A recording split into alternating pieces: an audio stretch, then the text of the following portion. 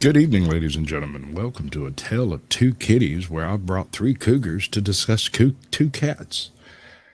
And that's my story, and I'm sticking to it. What are the humans doing? We have invited three cougars to talk about two cats. One cougar showed up, so we're going to start with her. How about them apples? Hello. How about that? Meow. Give you a big old screen. Say, hi. Hi.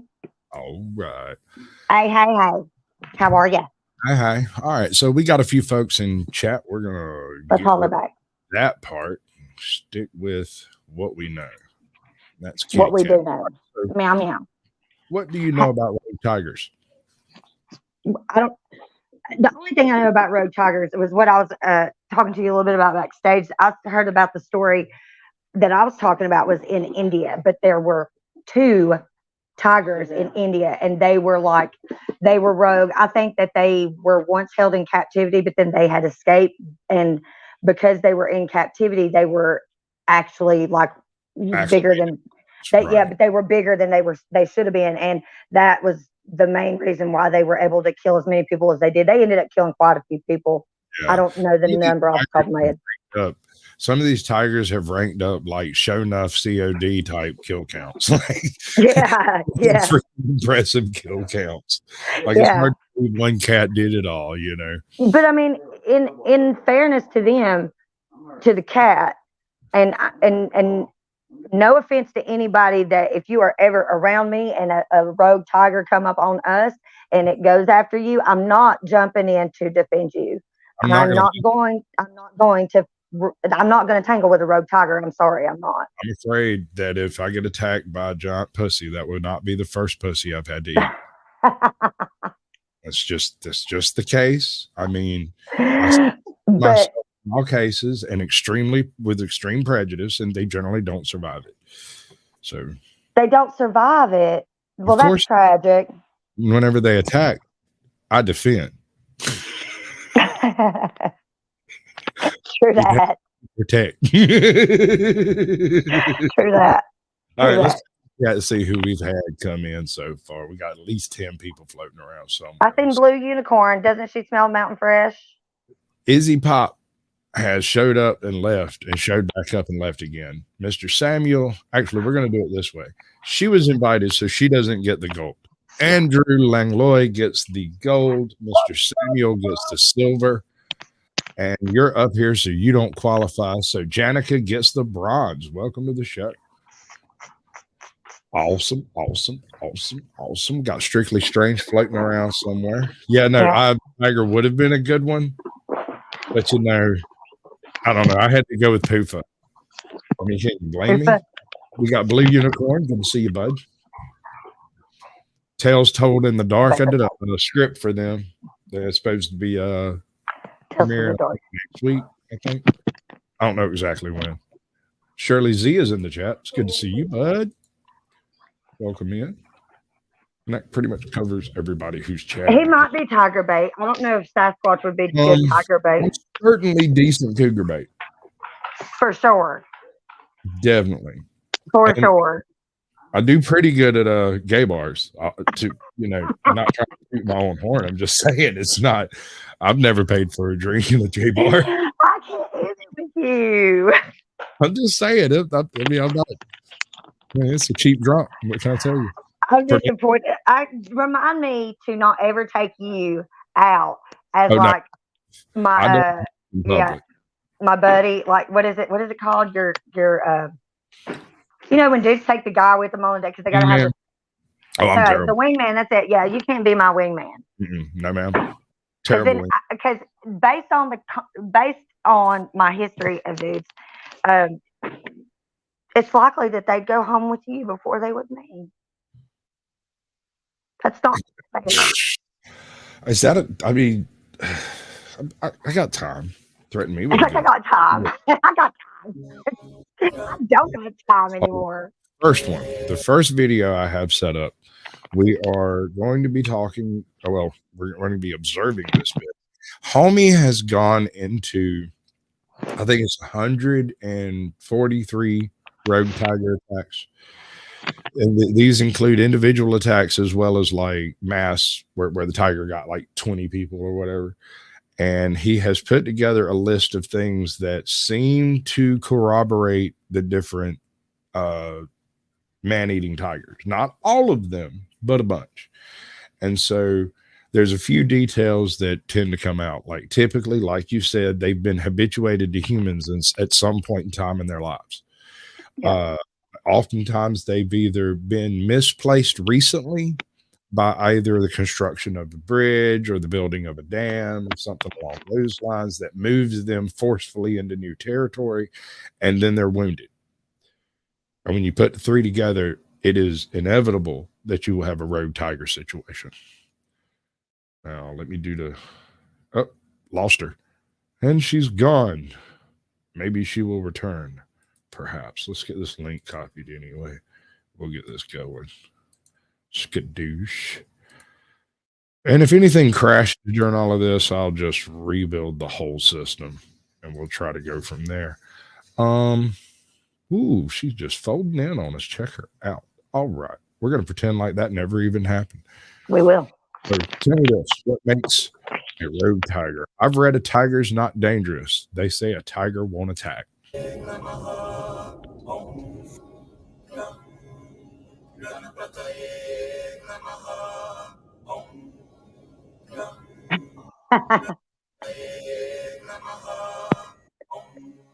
Did anybody tell the tiger? There aren't too many places on Earth that have the snow-capped peaks of the Himalayas, the arid sands of the Thar Desert, and over 800,000 square kilometers of jungle, all combined in one place.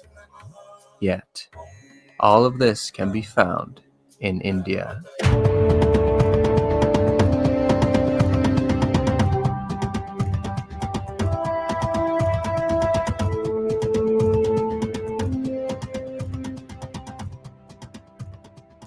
And though India is 2.4% of the world's land area, it contains between 7 to 8% of all recorded species, including over 45,000 species of plants and 91,000 species of animals. Herds of elephants crash through the thick jungles. Indian rhinos stomp through the northern regions of Assam and Uttar Pradesh. Large venomous snakes like the king cobra slither across the forest floor. Bears, wolves, and jackals roam in search of their next meal.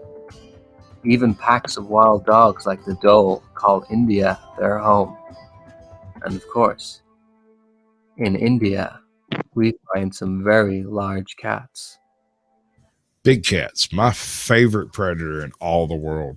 When it comes down to the thing that kills more crap than anything else on Earth, you can count your common house cat as the most dangerous critter walking.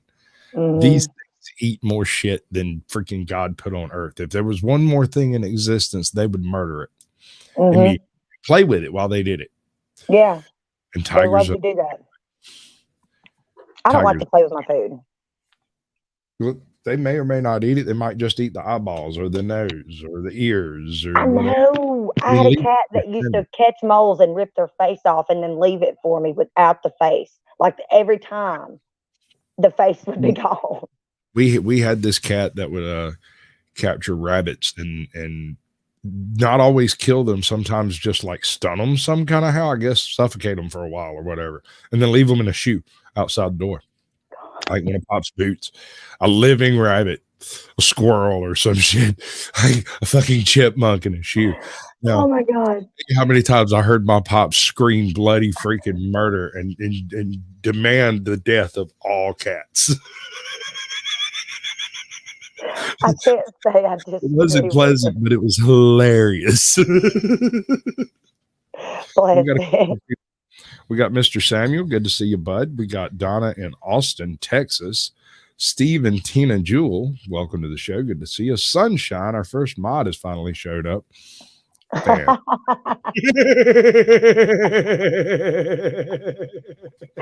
just realizing that too. I'm looking, I'm like, wow, you're here, baby.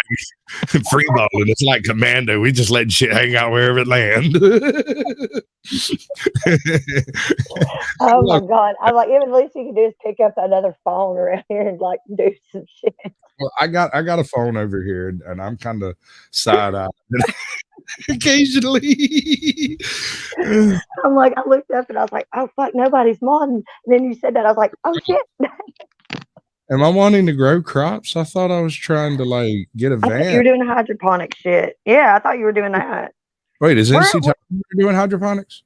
We're van life. We're doing van life. I'm not doing van life. I'm gonna stay in a fucking hotel. You're nuts if you want to live in a fucking van. Screw that shit. Just straight screw it. I'm gonna get me a little 15-foot travel trailer and make that my little independent studio, and then we'll talk about like some kind of fucking staying somewhere other than a fucking hotel room. Fuck that shit. I'm gonna convert my van. That's what I want to do. I'm gonna convert a van. You have fun. I'm gonna buy a converted van. Well, you do that. You buy a converted van. It's probably going to be, we'll see. Seeing as how, Not a possessed Frontier. I mean, I don't know if it needs an electrician or a fucking priest. I'm completely baffled. True. See, because I can't do all that. That's so extra. Well, all right. So I was a home builder, so I can like do the interior shit. Yeah. But most people who go to do a van conversion, they do it wrong. They try to use basic household stuff. There's at least. No, you can. It's just all that stuff's built to be in a house. It's bulky and heavy. Yeah. There's a place you can go buy lightweight, effective 12-volt material. It's in a boating. Oh, yeah. Anything you want for 12 volts everywhere, all over that place. Anything you could possibly imagine to put in your van life. You just got to get close to a lake or a coast for there to be somebody who knows something about boats. Good to know. Because they have tons of switches, not just light switches. Yeah, you're right. See, I learned something new every day. Leopard and clouded leopard can all be found here.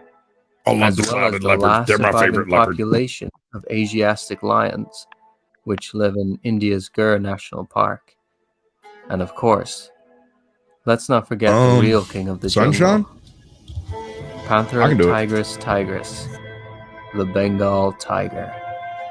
Now I say Bengal tiger, but that name is not exactly 100% accurate. It was once thought that there were 9 subspecies of tiger, but more recent studies have determined that there are really only 2. You quick too. The first, the continental tiger. Look at herself. Which was good. Malayan, Night out. They're night owl. And Amur. Oh no, the tiger may be the most dangerous. Tiger, as well as the now extinct the most dangerous. Tiger and the South China tiger, which we think is extinct in the wild. And the other subspecies is the Sunda tiger, or Panthera tigris sondaica. These are tigers found in Sumatra.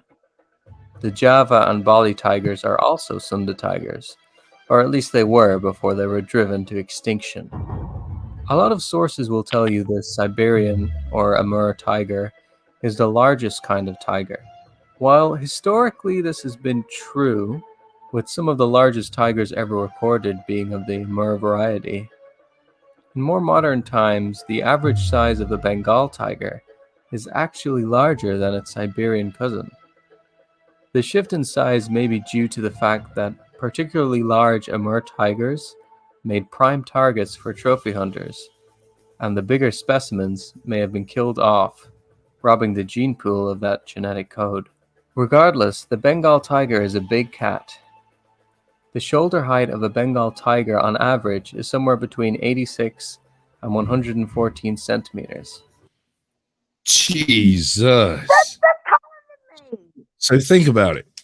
Every tiger you ever saw in a zoo, every tiger you ever saw in footage were smaller than your average tiger was 100 years ago. Significantly smaller. Damn.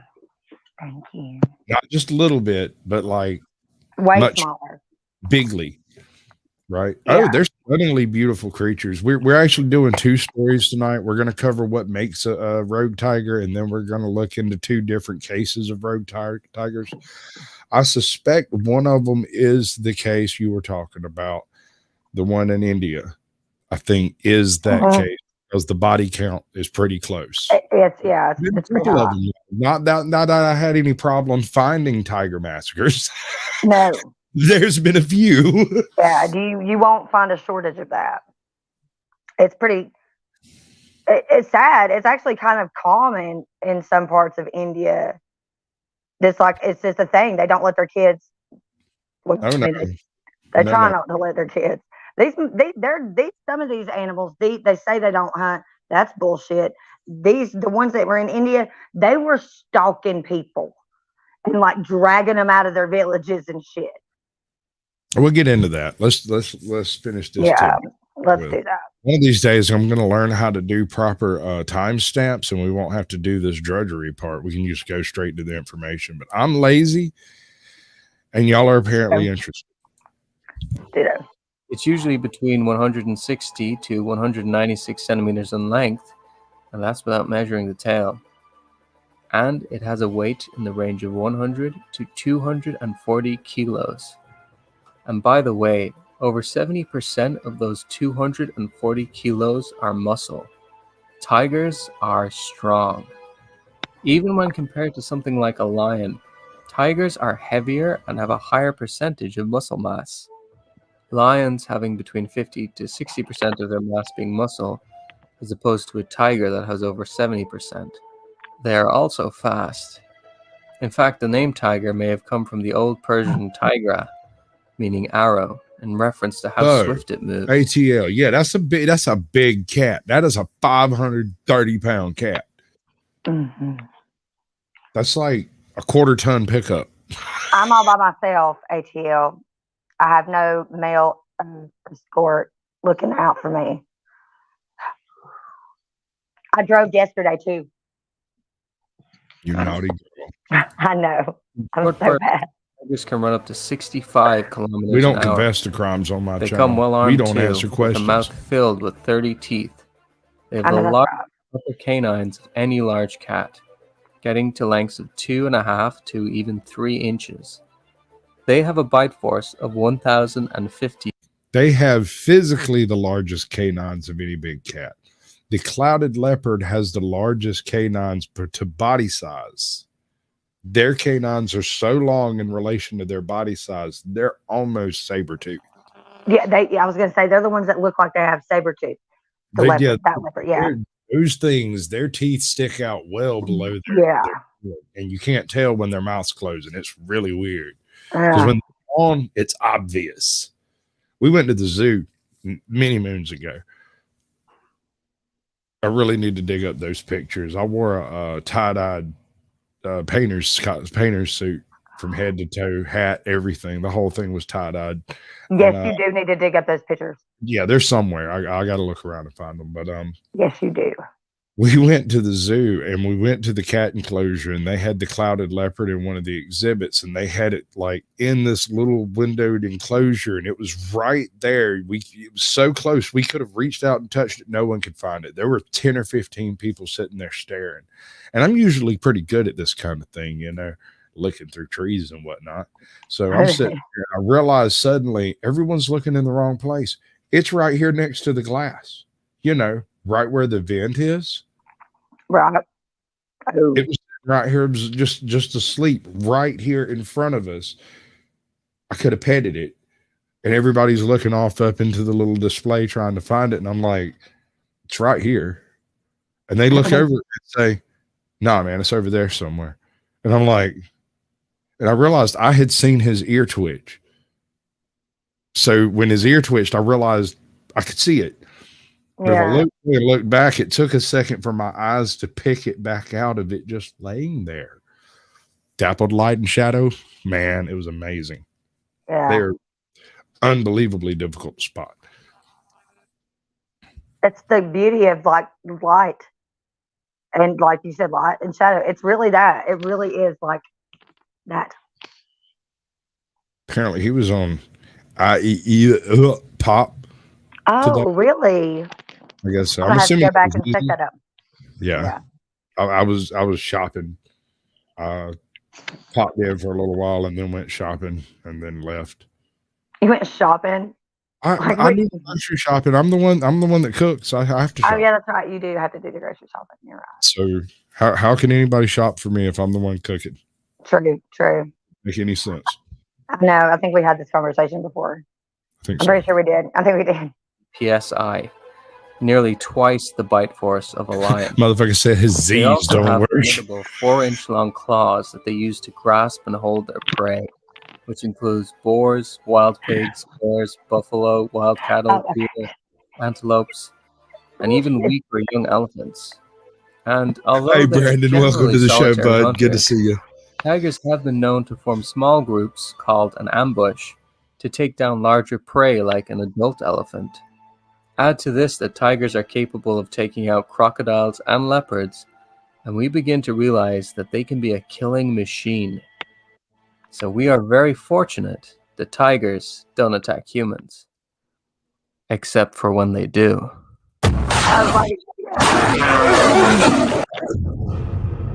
Dude, fuck that. Absolutely. Oh my God, dude, there's like no way. No.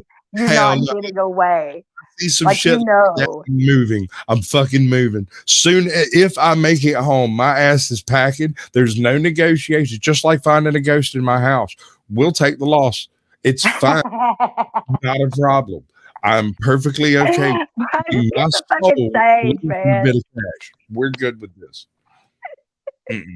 Let's get some sage. Just anywhere other than here. No. He said if there's a ghost. I'm not abandoning nothing for spiritual lingerers. No, I will sage the fuck out of something before I do that. Come on now. But tigers, they are visibly there. You see them coming at you, and that's scary. I can't even. Unless you don't. They're cats. Well, then that's the cool thing. If you don't see it coming, then likely, then you're not. It's going to be like over like that. Like, what a splitting headache I have. Hello, St. Peter. What am I doing here?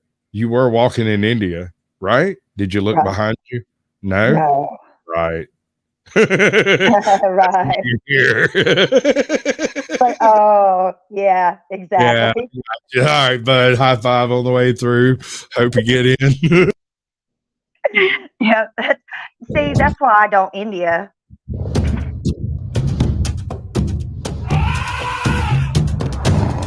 And that.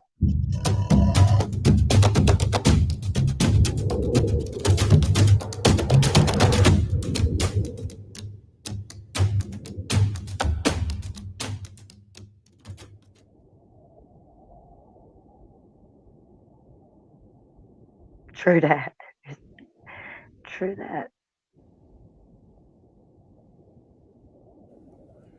Again, most of the remaining tigers today are living in India, what we refer to as the Bengal tiger.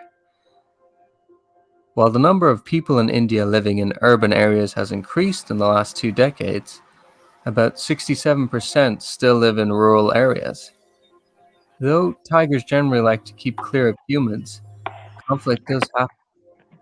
In 2020, 31 people were killed by tigers. There are various reasons why a tiger might attack a human, but it sort of breaks down into 2 categories. The first is more for defense. If a tiger gets startled or feels threatened by a human, especially if it's with cubs, it may attack. There's also the possibility of mistaken identity. A farmer crouched, tending to their crops, might look like another animal to a tiger. I had a big joke I was going to do with this show, talking about 3 cougars and 2 kitties, right? But 2 of the cougars didn't show up, and one of the kitties is apparently a Siberian cat, which I guess is just as equivalent. That's fine. But how you doing, Kevin? What's up, bud? And then there is the other reason, the more terrifying one. Every now and then, a tiger gets a taste for human flesh and begins hunting people. A man-eater. Sometimes these animals kill multiple people, dozens or more. And sometimes, a particularly cunning and vicious man-eater kills hundreds of people. One such man-eater sometimes referred to as the Beast of Champawat. These cats be putting up Modern Warfare kill counts, man. Like, they be going hard. They seriously going for the high score, and it's not always because they're hungry. Emma. Yes, sir. You know what a cat does after he captures you? A big cat. A big cat? A big cat. Don't they usually first they sink their teeth into the side of your neck usually and drag you off? Depending on the specific breed, it's either right at the back of the head or just below the back of the like at the top of the neck. Right. In one case, the reasoning is that it breaks the lizard part of your brain that controls your breathing, and you stop breathing immediately and you never make a noise. You don't even squeak. The other one is to separate your spinal column, which leaves you completely conscious but incapable of movement. Right. Oh, bless it. Then they carry you off and they lay you down. That has got to be horrific. On top of you, and they start chewing on your feet. Your feet? They don't want to kill you, because if they kill you, you won't be fresh when they decide to eat you. So they lay there and they chew off your shoes, and then they slice up your feet real good with their teeth, and then they lick the blood that you pump out while you slowly exsanguinate into the sand. So when you hear about these missing 411 cases in North America, right? Right. And you hear about the people who just disappeared literally out of their shoes. We find their shoes. We don't find. But you don't find them. Wonder why. Yeah. Right? Whoa. A medium to large cougar is exactly the right size to go for the sweet spot at the base of the neck, and not the actual brainstem. Right? So a cougar was more likely to leave you alive and conscious, but completely incapable of movement. Whereas a tiger is more likely to crush the back of your skull and leave you dead immediately. Yeah. Lion too. Jaguar as well. They have a much wider, like, larger opening. Yeah. Mm-hmm. If I was going to be a cat, which one do you think I would be? If I was going to be a cat, any cat, a big cat. It's not going to be a domestic house cat. I'll just tell you that right now. Because litter, That'd be the Pink Panther. Is that what you would be? It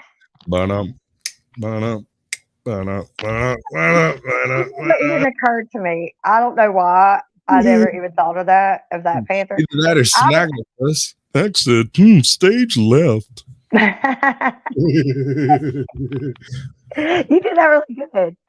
Actually, I was just honestly, there's that whole lore up here. There is talk about rogue panthers here in North Carolina. There has been for like ever. And my dad swears that there is one up on the mountain that him and my mom live on, that he saw it when he was a kid, but that was like over half a century ago. So whether or not that cat's probably still around is highly debatable. I don't think cats have very long lives, do they? I see a big one. A great big white one. Now, I will be the first to admit that it is possible this cat was not white, that it was a very light tawny brown. But in the deep darkness of the woods, with the bright white ass light that I had on it, it was white as the driven snow. And I seen it, and I was just fixing to go out the back door to go dump some scraps at the edge of the yard out there. And I opened the door and stepped out and stopped. And then I shuffled everything in my hands around to set down the pot so I could turn on that light. And there that son of a bitch was right there where I was fixing to walk over. And I don't know what, I rarely turn that light on. I'm not afraid to walk out the door. It's in the dark. In the dark, won't even look. Yeah, I do that all the time. But something made me turn on that light. And I stood there and went, nope. Nope, not today. Back in the door, shut the door, turned the light back off, went, sat down at the table. And just sat there. And my pops looked over at me and was like, "You look like you seen a ghost." I said, "No, sir. A ginormous pussy." Yeah. Oh God. I saw something gargantuan and white outside, and it's starting to kind of spook me a little bit. So don't go outside. Don't let the dogs outside for a couple of days. Okay. Let's just house and Let's not just be. stay inside. Let's just everybody stay inside. If you go to the car, let somebody know you're going to the car so that you don't just disappear off the face of the freaking earth, right? So it's great. Welcome to the show, bud. So yeah. And everybody was like, "Oh yeah, you saw a cat. You saw a cat." But then 2 days later, my neighbor saw him. He was on his way to work, and he stopped, come back, and woke me up. He's like, "Dude, I saw your cat. And I seen it. And you're right. That thing is enormous, man. Ginormous. I swear it was the biggest I've ever seen." And so where do you think it come from? Dude, I live in the middle of a swamp. The fucker probably lives there. That's why I was like, everybody just stay a little close to the house. It'd been raining a lot, and it was kind of flooded out. So it came in. It was just going around the edge of the water and stopped and chilled in the spotlight for a second. Why I couldn't tell you, don't know. You probably had a bunch of yummy trash. Yeah, I was going to say it was where we dumped the food scraps. Like the compost area. Do you have a compost area? That point we didn't. I used to have critters that would hang out near the compost. Usually with us, the biggest thing you'd find would be like a raccoon, maybe a bobcat, something along those lines. Fuck that. Even a bobcat, I'm not trying to deal with that. I almost shit myself. I'm not even joking, because suddenly I realized it wasn't nearly far enough away. Right. That's a scary feeling. Dude, I ran up on a bear last year. Like, straight up ran up on the bear. I had a porch railing between me and it, and I immediately did not feel safe. I was like, it's not far enough away to suit me. I didn't have enough time to feel fear or anything other than like literal shock. And then for a split second, this is when I ran up on the bear. I've never ran up on a cat. If I ran up on a cat, oh God, I'd be fucked. Well, we had a bear. I wouldn't be able to get away, and I don't know how. I don't really know. What do you do to scare the cat? I mean, I guess you don't turn away and run either. Or rocks, you don't turn. Just chunk stuff at it. Yeah, you just become an annoying monkey. They hate that shit. Oh, I could do that real quick. Yeah, you'll be fine. You'll scream like a banshee. I could do that super quick. They'll go away. But the bear just looked at me like, "Girl, I'm trying to get some water up out of this creek. You want to give me 6 feet?" And I was like, "Yeah, it's all good, dude." Oh shit, it's a bear! Like, no, man. When I encountered the bear, I had just come out of my front door, and there's this porch there, and there's like this oak tree right next to the porch, and then on the other side there's a driveway that goes straight back to the property behind us and stuff, right? Right. So I come out of off the end of the porch, and I'm fixing to light a cigarette, and I light the cigarette, look up, and there's a black bear standing between me and the shed, like 10 feet away. Homie just looks over at me and wanders right through, and I just stand there and watch him walk by. And he stopped, and when the second he stopped, I took 1 step back. Yep. And then he ambled off. He didn't seem to be aggressive or threatening or anything. But the mama bear, there's a mama bear that comes through the backyard all the time. She's got a trail, and she's had 2 cubs like a couple summers back. They all walked by me, and I just kind of stood there. The cubs looked at me and did like a double take, and she just kind of kept on going like she's not worth our time. And I'm like, no, I'm not. But damn, she ain't never. Cool. Yeah, she was just like they didn't even give me. I heard something in the woods coming, and then before my mind could put together like there's something coming through the trees, I saw her, and then I seen other shit coming up behind her, and I thought, oh, that's a mama with cubs. And I was like, don't run, but don't startle them. So I started slowly backing up towards my door with my hand like this, like feeling for the door. And then I felt the door, and then I just pushed it. And then I just kind of like sunk in, like quietly shut the door. I'm sorry. I just dozed myself right out of that shit. Russians blow my mind the way they play with bears. Screw that shit. Yeah, no, thank you. No. Have you seen The Revenant? Yeah. Oh, dude. Here's the problem I have with that movie. That's so sick. The story of that man is much more absurd than that movie makes it look. Wow. They changed some basic points in the story to suit a Hollywoodized narrative, just to make it easier to film or whatever. But there was some much more convoluted bullshit that was going on in that crew that was out there hunting bear at the time. They're out trapping, and it's just go read the book, read the actual account, go check. I didn't know there was a book about it, because like his story is absolutely absurd. That man all right. So there's this one point after he's been attacked by the bear, and he's laid in the freaking creek and managed to catch 2 fish that swam into the hole that he dug next to him and waited.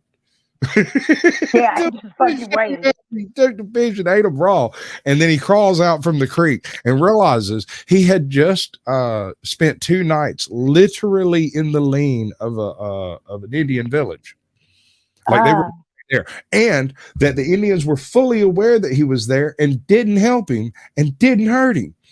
So his decision, after considering it for a couple of hours, laying on the bank of that river, thinking, "Well, they hadn't killed me so far." But then again, they could help, and they haven't. I'm just going to move on out of here just like I came here, calm, cool, and collected, and maybe they'll scout me. And that's what he did. He crawled his ass across 8 miles of freaking open grassland to get to the next little river over yonder, where he mud packed his back and eventually healed from his wound and murdered several people for murder, because they buried his ass. They buried his ass. Wake up in your own damn grave. What you gonna do? Yeah, I'm coming, just like in Kill Bill. When she come up out of there, she was like, "I'm gonna kill Bill," and she did. She did. I love that shit. That is like really one in my top 3 movies. That is in my top 3. Like, oh my god, the whole fucking story. You got to get back to the pussy. Listen, we're here to talk about mad pussy. Why are we not all about the nookie? Let's do it. Champawat killed 436 people during the last years of the 19th century and the first years of the 20th century. This is the highest kill count of any single animal. But why did this happen? What made this tiger so hungry for human flesh?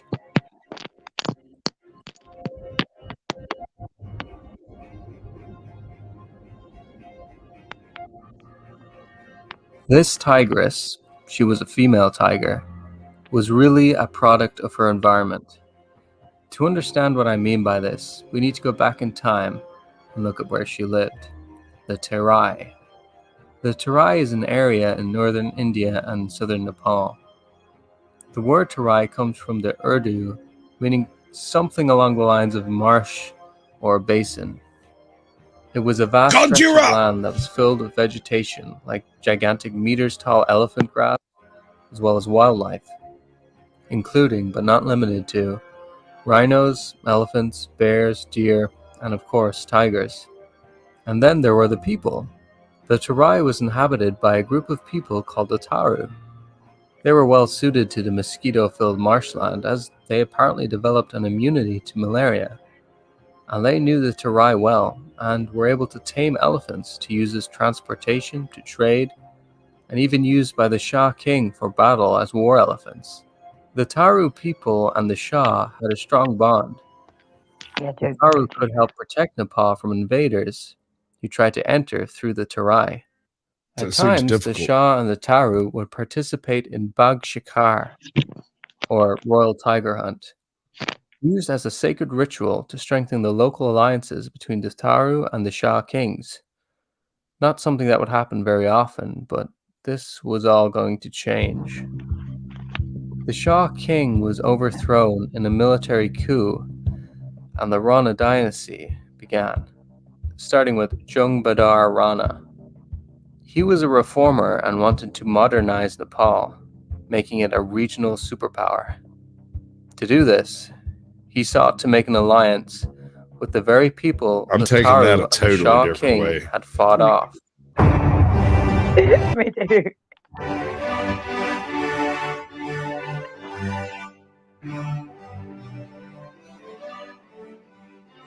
Jung Bahadur Rana took a trip to London in 1850 and had a banquet between Victoria and the British East India Company.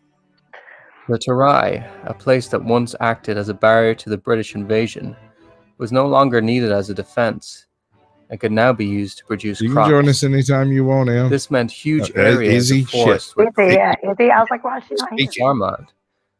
And the Taru people? All of a sudden, these people had spent decades collaborating with the kings in hunting, farming, and resisting the British became an obstacle for the Rana vision. In 1854, just 4 years after the London visit, the Ranas decided to institute the Muluki Ain, among other things, that reduced the Taru people to the inferior status of Masin Matwali, or enslaved alcohol drinkers. The Taru would struggle to hold on to land, much of which was now being converted to rice paddies. The Terai was being rapidly converted into farmland, causing strain on the animals, especially tigers. In general, tigers don't like to be around other tigers and will usually stay out of each other's way. A Bengal tiger can have a range of up to 20 miles and are very territorial.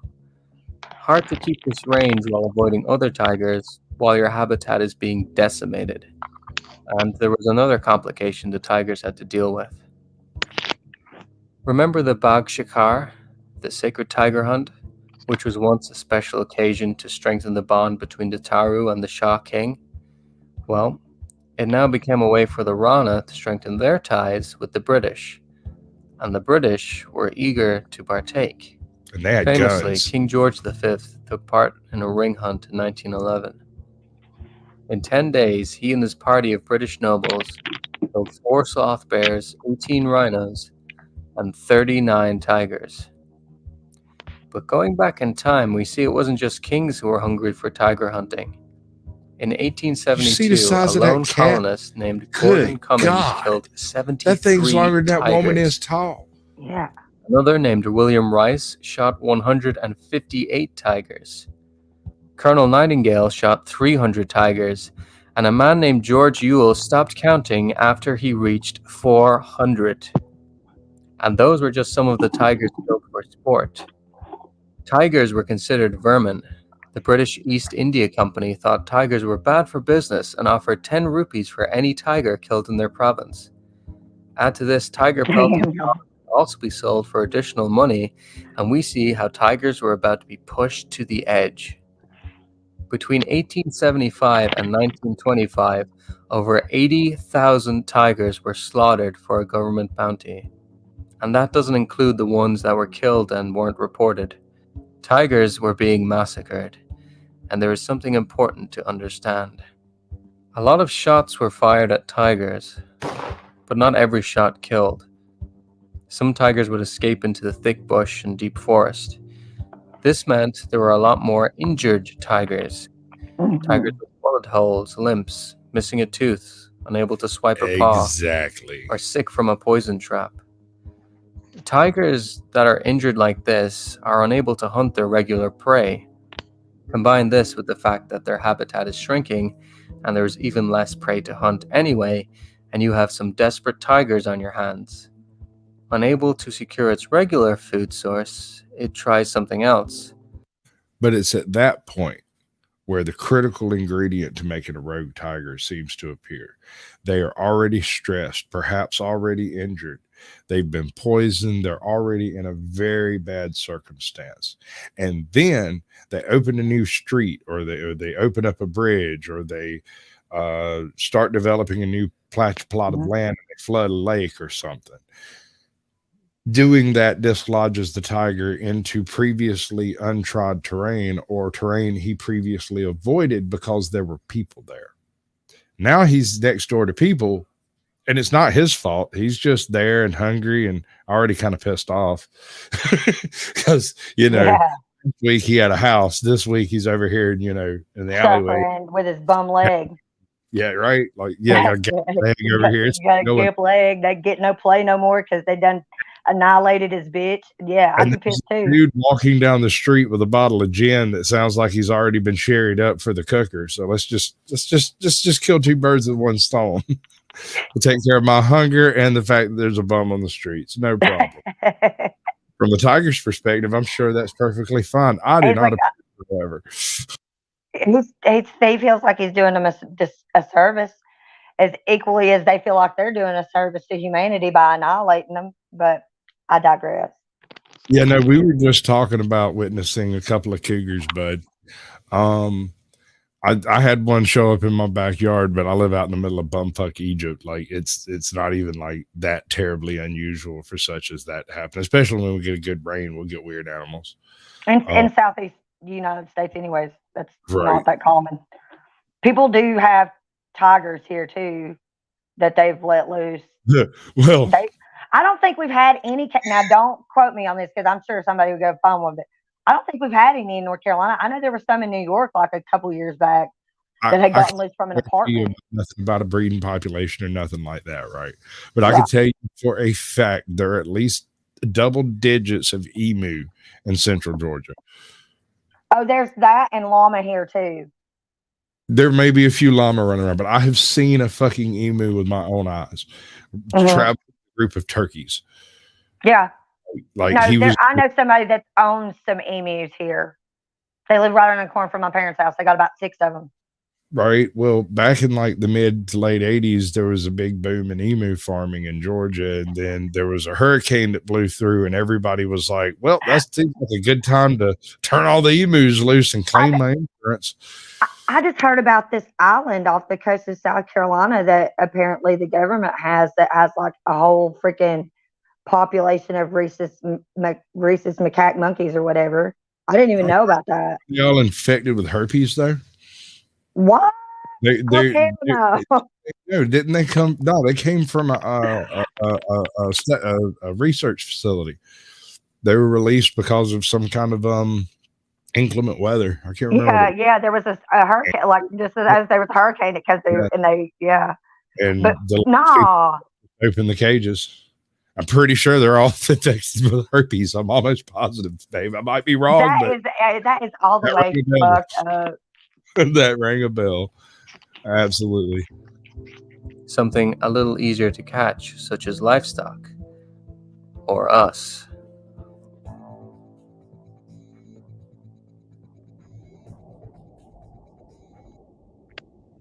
Yeah. Despite tiger numbers dropping drastically during the years of 1875 to 1925, the rate of tiger attacks and man-eaters spiked. The abundance of injured tigers, combined with the growing scarcity of range, koala give you prime chlamydia. conditions for making man-eaters. Just landing on you. And one such man-eater later be known koala? As the beast. No bullshit. Of Champawat. I'm dead serious. And just about every single koala in existence is all of them have chlamydia. Most of them have syphilis, and a bunch of them carry herpes. They're like natural carriers of the virus. What are the Australians doing to cause this problem? Is my one and only question. Word. You know, they rip your arm off, right? They will straight rip you apart. They are not cuddly bears. Well, I know that. They look so cute though, but they are. Welcome to the show. Good to see you. They're very, very scary, but no, are they naturally? Do they just naturally carry? Because there's some reptiles that carry, like salmonella bacteria in their mouth. So like koalas carry chlamydia. I don't know why they have these sexually transmitted diseases, but they do. That's all I really know. I haven't looked into how this may have Australia, I got some questions. But I've met a few Australians, and they are honorary rednecks. So, right. Okay. We can leave that at that. All right. Back to the big kitty. Right. Perhaps born somewhere in the jungles close to the Terai. At some point in her life, the tigress took a shot to the face that damaged her canine, making hunting and killing prey a lot more difficult. We don't know exactly who her first victim was. Perhaps her first human kill was a case of mistaken identity. Perhaps she tracked down the one who shot her, which tigers have been known to do. But one way or another, she learned that humans were different than other animals. They didn't have the strength of an elephant, the tusks of a boar, or the speed of a deer. Humans were an ideal target, and target them she did. Moving further north through Nepal, she eventually made her home around the town of Rupal. Rupal proved to be a prime location. And there it for is, a Maneater. sudden movement. The area was surrounded by green hills Why she and moved, forests, I don't know, so the Tigress but could rely on the she classic did. Maneater tactic of Mutual to a village, easy prey. grabbing someone, and then dragging them back into the brush so that others could not give chase to the tiger. Thanks, bud. Then, Appreciate it. away from the rest of the people, the tiger could kill and devour its meal in peace. The people had to go outside to work on their fields, cut firewood, and tend to their animals. The tiger could strike from any direction, creeping past the tree line, grabbing someone by the neck, and bolting back into the brush before anyone could help. And she got very good at doing this. So good, in fact, that no hunter could capture or kill her. And when her kill count reached 200, the Nepalese army had to step in. 1,000. I'm telling you, some of these kitties throwing down Call of Duty kill counts. Yeah, man. they're just like savage. They're throwing up basketball numbers. I know. I'm like, damn. How you compete with that? Guns, lots of them. Well, I'm not. That's still, people are like, that right there, Emmy, you always talking about why do we need automatic, that right there. That right there. This cat killed 200 motherfuckers before they got a grip on it. I was like, wait, there's no need for automatic weapons. Bullshit. How many of you reckon got away? Because they don't include. No, that's impossible. No. I guarantee you, a few of them son bitches limped off. I guarantee you. I don't think so. You think it's a 100% hit rate? I think if she jumps on you, you're gone. You She might ain't have. letting you get away. Not after that tooth. Not after the tooth, man. That's a female tiger too. They all, don't tell me tigers don't care about how they look. They do. They do. Yeah. No witnesses. Bitch say no witnesses. She said, She jump on you, it's done. If she leaps, it's done. Just like you don't pull your gun out if you ain't gonna use it. Don't leap unless you're ready to kill, bitch. Local villagers, many of whom had lost loved ones to the Maneater, volunteered as beaters. Now, beaters are people who would walk together within arm's length, yelling and shouting and banging things together in an attempt to flush the tiger out. Behind them were the shikari, or hunters that rode on elephants. If I remember right, Snake Island is about 7 or 12 degrees above New Zealand, but also like ass crack off towards South America. So it's like it's nowhere near New Zealand, but that's like the closest thing to point at. Yeah. Like it's over near there. Yeah, it's like it's somewhere in that general area. You know, right? That's the closest piece New of Zealand's an actual real place. Yeah. It could be a fiction for all I know, lies that they tell me on TV. I have no clue. I do think that sometimes about so many places. Like Australia or Portland. Like, I'm not sure these places are actual real places. Just the stories people tell me to keep me up at night. And behind them, a company of police soldiers. Now, they may have baited the tiger to certain spots using tied-up goats and then funneled her by using the steep hills to their advantage. They chased the tiger all the way to the edge of Nepal, to the Sarda River. Many may have taken shots at the tiger. I'm just saying, you're trying to tell me that there's this place where the citizens beat up police and the judges let them get away with that shit. Try that shit in Georgia. I fucking dare you. Yeah, that is not, you ain't going. See how far it flies. Exactly. It ain't. These homies, these good old boys will knock your dick straight in the dirt and take the lawsuit. They do not care. They do not care.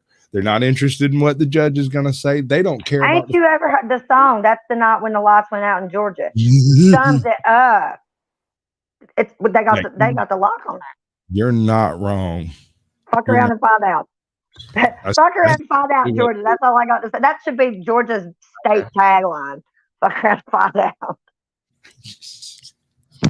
Maybe. Hoping to get revenge for all the people who had died. Tigers, however, are strong swimmers. Hey, Spock, welcome to the show, bud. Good to see you. The Sarda River and entered India. her new hunting ground. I want to tell you about a man named Edward James Corbett, or Jim as his friends like to call him. He was born in Uttarakhand, India, and at the time of the Maneater's killing spree, Jim was a low-level railroad employee. White dude named Jim, born in India?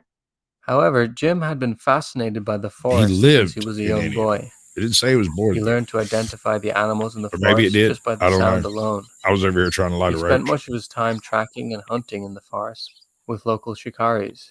He was known as one of the best shots around. Though he had not killed a tiger before, he knew the big cats well. His first encounter with one was when he was just a boy, walking alone in the forest when he noticed a large Bengal tiger staring at him from a plum bush. Though the tiger was more than capable of killing him, the big cat simply left after watching him for a while. In April of 1907, when Jim was around 32 years old, he received a visit from a deputy commissioner, Charles Henry Berthoud. Berthoud and Jim were friends, but this was more than just a friendly visit. Berthoud had a big problem. A man-eating tiger was terrorizing eastern India, and though renowned tiger hunters had been sent to deal with the vicious feline, they had failed. Berthoud had come to Jim for help. Here we He go. wanted Jim to It's take fixing out to the start Maneater. happening, y'all. Here, Jim let Corbett me pause accepted the this one. challenge, but he had two conditions. My computer's fixing to One, melt down. Watch all this shit. existing It's going to happen bounties on live. the It's going to be tiger great. be withdrawn, and two, all the hunters and soldiers who were already in pursuit of the tiger be called in. His reasons for these conditions were: first, he didn't want to be classified as being a reward hunter, only helping for the money, and second, because he didn't want to be accidentally shot by another hunter. Berthoud agreed to the conditions. A week later, word came to Jim that a woman had been killed 60 miles away in the village of Pali. Jim knew that man-eaters would only stay near the kill site for a few days, so the next morning he packed his things, and with 6 other men that he'd recruited from the area, he set off to try and find the tiger.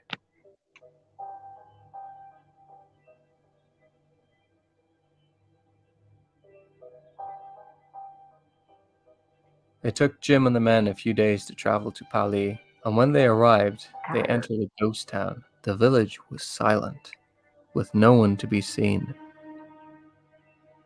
It was customary for the headman of a village to give a welcome to new visitors. Usually the guests would be greeted with hot tea and sweets, and curious children would run up and take glances at these new strangers, but this didn't happen. Something was very off with this place. Jim and the men sat and built a fire, and slowly, over time, the villagers came out of their huts and approached them. The villagers had a look of pure terror in their eyes. It was then that they informed Jim Corbett that they hadn't left their homes in 5 days. Even though they were running out of food, the attack from the tiger shook them into staying inside. They knew the tiger was still in the area, as they heard her calling at night from the road just a few hundred yards away. Corbett asked them what had happened in the last attack, and they told him. A group of women, maybe 20 or so, were out collecting leaves to feed their cattle. One woman climbed a... I'm sorry, I have to call this to attention. I want y'all to consider a land in which there's such limited food that all of the venomous vipers take turns eating each other. I don't even, because they're also still repopulating the island. Yeah. So like you're born. So you're giving enough birth. You eat some snakes, you die by being eaten by a snake because you're a snake. Fucking fuck. That's hell. That sounds like that's hell. Jaguars are horrifying, and their method of killing is absolutely nightmarish. They land on your back, plant their bottom jaw right here, their top jaw right here, and they pop the bit on the back of your head off of your brain and smish it so that your breathing stops immediately. Yeah. Yeah, but you die. But you die. Unlike cougars that will dissociate your skull from your neck and leave you alive and breathing while it consumes you. Internal decapitation. Right? Yeah, just right. It's either way. It's fucking nightmarish either way. But that's like when you're conscious, like we were talking about. They're like, yeah, you can feel that because you're just, think or you no, can. you can't. No, you're paralyzed, but you're aware. You're consciously aware of what the fuck is happening to you. Breathing You're is being eaten alive. as well. So, like, whether or not you can breathe of your own volition, or it's purely autonomic, or whether Oh or not yeah, you make noise or scream, it all depends on which vertebrae it catches. right. Oh my, So, like, oh, good your level of goodness. consciousness may be debatable. Right? What in the whole grain gluten free Pete Davidson? I can't even, like, that is so horrifying. Like, Gather more leaves, like it's and on all. back down. Before her feet were on solid earth, the tiger reared up on its hind legs and ripped her from the tree and took her into the forest. The other women sprinted back to the village to get help, and a group of men did try to go after the tiger. I say try because, well, it's important to note that while in the past, people in the village may have had weapons they could use to fend off tigers, they didn't have any weapons now. The colonial government didn't allow it, as they were afraid of another uprising. So when the men tried to go after the tiger... No. I'm afraid we've just lost a fucking lighthouse, man. I mean, that shit's just gone. It's on the island with the damn snakes. Fuck it. We don't need it. Just don't go over there. Just stop in that direction in general, because there's nothing that happens. I mean, I was going to say there ain't nothing going over there. I read this one account of a group who were expert herpetologists who, against orders and against everything over there, they decided to go over there, and they did fine. They went in, they counted 132 different vipers, and they noted all this shit, and they got back in the boat and they left. And then they found the motherfuckers dead in the boat because one of the vipers was in the boat. And when they reached in to get some food or whatever out of a bag, he got bit. He threw the fucker on the other guy because, he got bit. That's kind of what you do when you get bit by something, is fling it. Yeah. The dude bit his ass. They were both dead before they hit the ground. Those snakes don't play, man. Unfucking real. They don't play. They are unreal, dude. But yeah, no, fuck that lighthouse. It's just gone. Yeah, it's a wrap. We've got an LED. We'll send one last. Let the fucking snakes maintain the damn lighthouse. Let them figure it out. Yeah, sure. Let's not let them figure it out. Let's just nuke the fucker and move on. I mean, what are they doing? There's no purpose. They'll eat each other out, I guess. Just fuck that shit. No. They were sure. Give me the tigers. I'll take the tigers. Large predator roared and charged at the men. They had no choice but to flee. Corbett wanted the villagers to bring him to the site of the attack, but they refused. It was getting dark, and Jim wasn't the first hunter who had showed up to deal with the tiger problem. Corbett didn't really know what he should do next. He had hunted before, but never a big cat like a tiger or a leopard. Even though he knew the big cats well and had encountered them in his past, hunting one, especially a maneater, wasn't something he had experience with, and his lack of experience led him to making possibly the most foolish decision of his career. When the sun went down and everyone was safely inside, Jim went out on his own. With only his rifle in his hands, he sat against a tree facing the road where the tiger liked to dwell. He sat in the dark and waited. Nom, nom, nom. The tiger will see you 100 times before you see him once.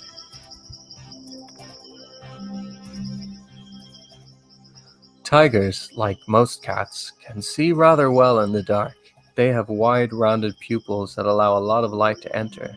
The retina of a tiger is mainly made up of rod receptors. These are cells sensitive to low light and can pick up very slight movements. Tigers also have great hearing too, and they themselves can move almost silently on padded feet. A tiger can see in the dark about 6 times better than a human. Even in moonlight, the tiger had a huge advantage over Jim. As the night dragged on, every shadow must have seemed like a Maneater ready to strike. As Jim Corbett set himself, nuclear weapons. When the night wind agitated the branches and the shadows moved, I saw 12 tigers advancing on me. When the morning came, though, Corbett was unscathed. As vicious as the Maneater was, it wasn't a monster killing for sport. It was a desperate animal killing to eat. And since it had eaten already, it didn't care. Interest in the man under the tree. The bold and likely foolish move from Corbett earned him some respect from the villagers, and they agreed to show him the site of the attack. The Tigress would move on from this. All right. So let me tell you the conversation that took place the next morning when those guys in that village looked out and saw that summit sleeping under the tree with a rifle. You know, those Englishmen, they dumb as hell, but boy, they got big balls. Mm-hmm. You gotta respect the effort. You got to respect the grind. The man wasn't just dirking around. He went out there and laid up in it. He rolled. Yeah. He lived in it. Yeah, right. Like, I ain't hunting down a tiger. Why would you do that? Like, no. Now, don't misunderstand me. I am a predator. Should I believe that I'm being hunted? The hunted shall become the We're hunted. being hunted. As soon as I realize I'm on the fucking menu, the menu changes. Yes, it does. I get awful hungry when somebody trying to eat me. Yeah, I'm like, whoa. Let's switch it up. Switch it up. Switch it all the fucking way up. We're gonna give them some of that golden rule shit where we're gonna do unto them as they plan to do unto me. Which means I'll be eating some shark. I'll be eating some tiger. I'll be eating some bear. I've ate some shark. I've ate shark before. Shark is good. Yeah. I was actually really impressed with that. And I've had deer. I'm not a big fan of deer. Shark, in my opinion, I mean, it was tasty enough to suit me, but there was such a massive fucking steak of it. It was like 2 pounds. Oh, it's huge. It was massive. Yeah. Dude, yeah. So I went through like 70 sauces. I pooped it was fucking amazing. Like, I put everything on that shit. I sat there and went through sauces. So many sauces. You have no idea. I love sauce. I was like, I got it. But also, I'm also one of those weird people that if I don't have sauce, I'm okay with not having sauce. I'm not going to freak out. So it's okay if I'm dry shotting or whatever? That's good. Area, and Corbett would follow her to the Champawat. When he got close, he was surrounded by a group of dead. Quickly, he found out that the tiger had just made a kill. Eerily similar to the case in Pali, a woman who was with other women at the time was grabbed by the tiger and taken while she was collecting firewood by a tree. Corbett went to the attack site. There it goes Among again. The blood from the innocent woman twitching all out on me. Tracks. He followed them. Eventually, he came across a severed leg. Shocked by what he saw, he knelt down to examine the leg. This was another mistake, though, for as he knelt, the tiger attempted to ambush him. What did you vote for, Corbett Russell? managed to fire his shotgun at the tiger before it attacked, and, though he missed, the loud noise of the gunshot was enough to temporarily scare it off. Corbett could tell the Maneater still had the girl as he found a trail of blood and followed it. Up and through the rocky ravine he followed. For hours he gave chase, finding more dropped remains of the girl as he went. After 4 hours, with the sun starting to set, he realized he had to give up and went back to the village. He needed a new plan. His efforts so far had been ineffective at best and foolish at worst. However, he had learned something. He now knew that the area I might have eaten a tiger was cougar in or two was in full my of time. narrow, rocky Never a tiger. ravines. If he could organize a beat, again, a loud march of people forcing the tiger in one direction, he could wait at the right spot and ambush the ambush predator, but he needed help to do it. He spoke with the local Tahsildar. A Tahsildar is a tax collector, but in this case, the Tahsildar was also a bit like the village leader. Jim told him his plan. The Tahsildar listened, and then he left, walking through the darkness back to the village. Corbett didn't know what the Tahsildar would do. The next morning, Corbett prepared himself for his own bag shikar. He didn't have many men for the beat.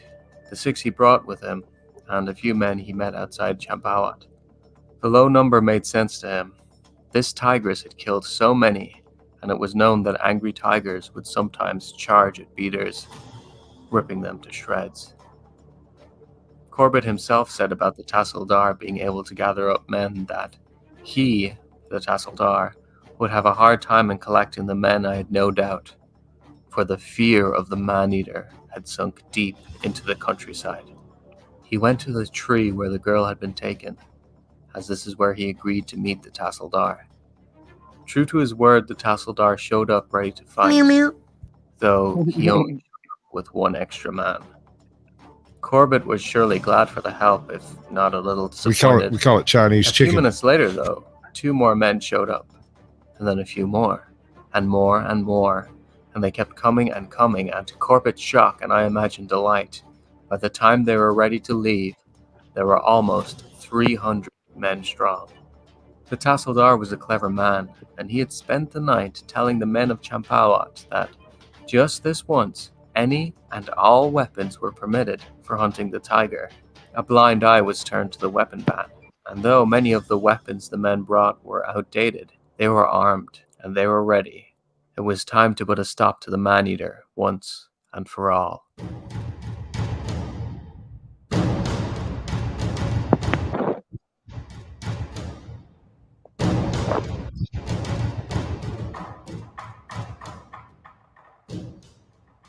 Jim Corbett gathered the men around the tree and explained his plan.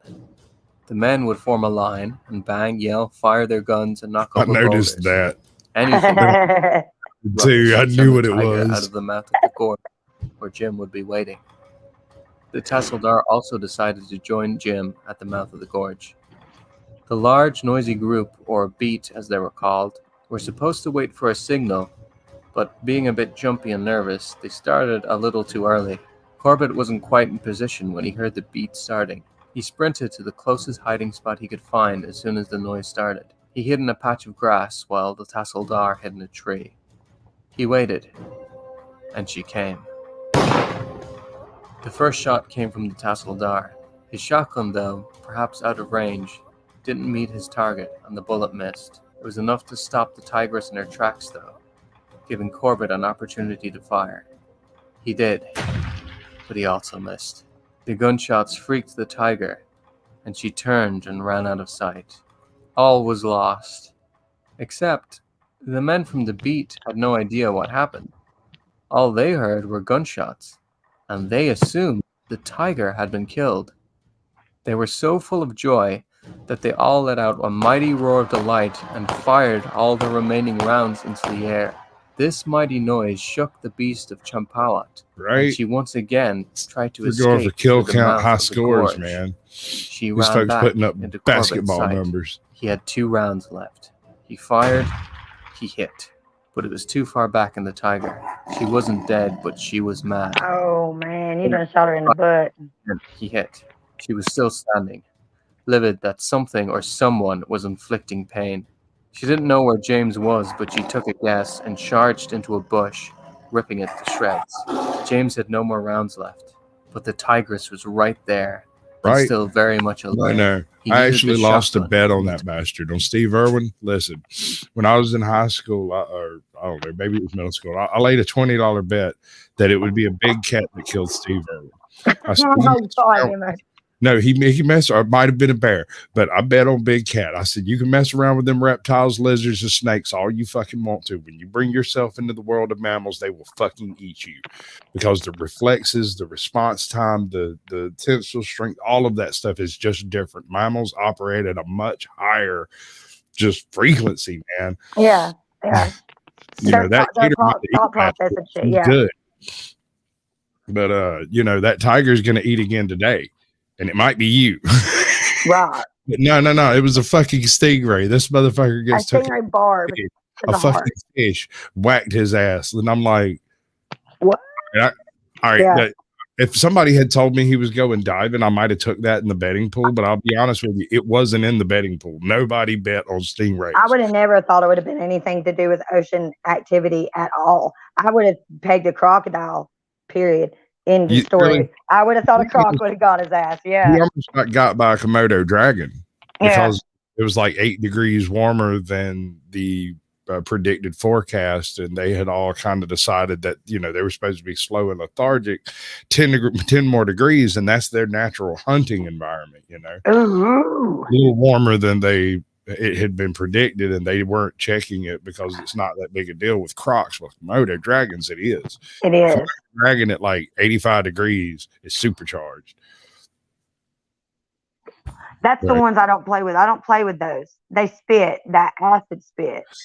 Well, it's a bunch of bacteria, really. But it's toxic as shit. It's like not flesh good. eating. It is not good. There's no part of it that's good for you. You get it in your eyes, you lose an eye. You get it in the cut, infected. Your ass will die without antibiotics if it just happens Yeah, to no shit. It is that. It's serious. on a loose temple. Like you're fucked. It's I crazy. don't, And people be Tigers. trying to get those Tiger. in as pets too. I'm like, what are you doing? Tassildar. He yelled, but the The gorge was flooded tigers. with the noise of the roaring tiger and the beat from the men. The Tassildar yelled back, but neither man could hear the other. Corbett looked at the tigress shredding through the vegetation in a rage. It was now or never. He got out of the long grass and ran towards the Tassildar. As he got close, the Tassildar understood what he wanted. He snatched it from the air, turned, and ran towards the raging tiger. She noticed. Realizing this was the source of her pain, she charged towards him. He clutched the old gun in his hand. You choose what you have access to. The rusty weapon didn't work for any reason. He would die. She came for him. Just 20 yards away, she let out a mighty roar. You gotta admit that. Homie just kind of through his reeds, but whatever.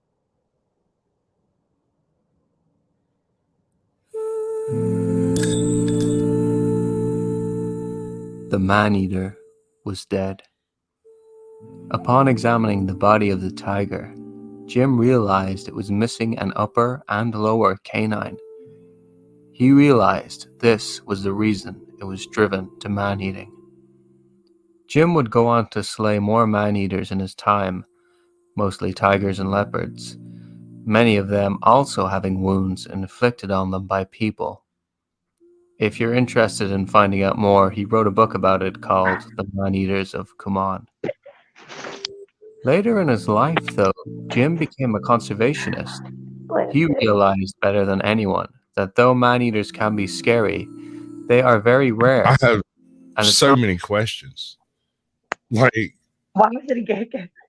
Well, I'm like, which way is it looking? Which way is it pointing? Is it staring at the person behind you, or is it looking over your shoulder? I'm so confused on so many elements of this that I'm intrigued. Because, we'll cover that when we come off alive. We're not getting that now. Yeah. All right. No, we got like 10 minutes left. We can do this. We've got the ability. We can do this. Species be judged and punished because of the actions of a few. As he himself said, on rare occasion when driven by dire necessity, he kills a human being, or when his natural food has been ruthlessly exterminated by man. It is not fair that for these acts, a whole species should be branded as cruel and bloodthirsty. Today, there is a national park in India named after Jim. Tigers are certainly in need of protected habitat. It is estimated that tigers have lost 95% of their historic range. 100 years ago, there were 100,000 tigers in the wild. Today, the number is less than 4,000. Every part of the tiger can be sold for money in one way or another. Their body parts are often used for medicine and folk remedies, and their skins are seen as a status symbol in some countries. We push tigers to the brink, but maybe we can pull them back. Around the world, there are people working hard to protect the tigers. Those men at the start of the video, they weren't hunters. They are rangers. They were trying to tranquilize the tiger to move her away from the local farmland. Those gunshots are being fired in the air to scare her away. The man on the elephant did receive injuries to his arm, but he did live. The forest guards in India literally have some of the most dangerous jobs in the world, not just from the wild animals, but from poachers who threaten their lives. That's Johnny Depp. That looks like Johnny Depp. As do the forest rangers in Thailand. Some even bear 4-inch scars on their neck from poacher bullets. But they still go out to protect the forest. And it's not only forest rangers furthering the cause. The attitudes towards protecting tigers has begun to shift. All right, so these men out there taking bullets protecting tigers and shit, but our cops won't go into a school that has a upset child shooter. firearm. Yeah,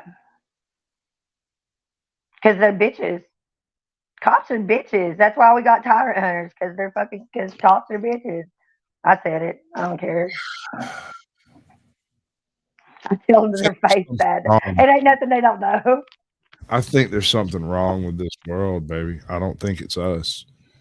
I don't know. All right, so we have a choice between the Siberian tiger massacre of the 1920s or the Champawat tiger, the deadliest tigress in history.